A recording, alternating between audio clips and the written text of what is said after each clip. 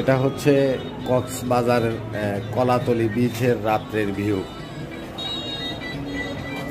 এটা হচ্ছে কলাতলির যে মোড়টা আছে এই মোড়টা, আর নিচে হলো সব বারবিকিউ দোকান, সামুদ্রিক মাছ বারবিকিউ। এই সাইডে আছে ক্রাউন, রামাদা আর হলো সাইমন।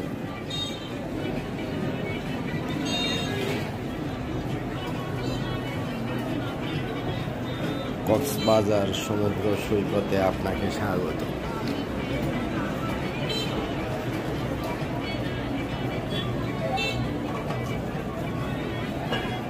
আসলে এখানকার যে ওয়েদারটা মানে খুবই ভালো লাগে। আর এখন তো তেমন একটা গরমও নাই, মানে শীতও না গরমও না, মানে এক ধরনের নাতিশীতোষ্ণ ওয়েদার।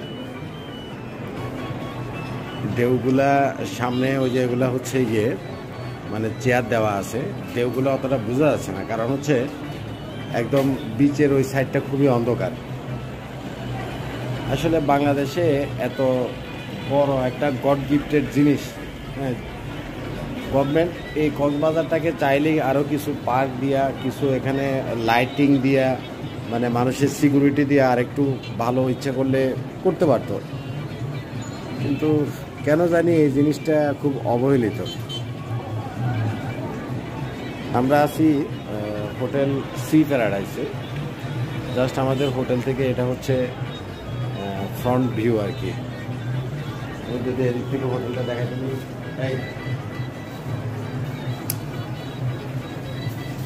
আমাদের এটা যদি দেখাই, যেটা হচ্ছে আমাদের হোটেল সি প্যারাডাইস।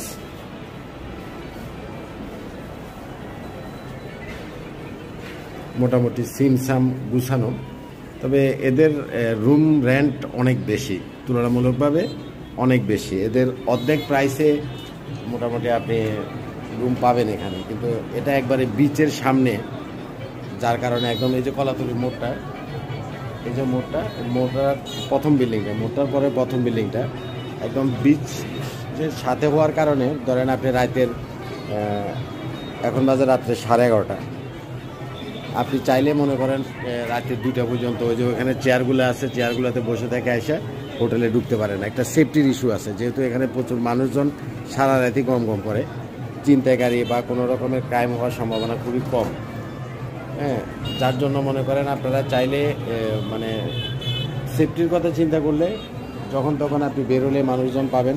উইথ এখানে খাবারের রেস্টুরেন্টের অভাব নাই, দূরে যাইতে হবে না, হোটেল থেকে নামলে খাবার, যার জন্য এদের রেন্টটা একটু বেশি। তো যাই হোক, মোটামুটি আমাদের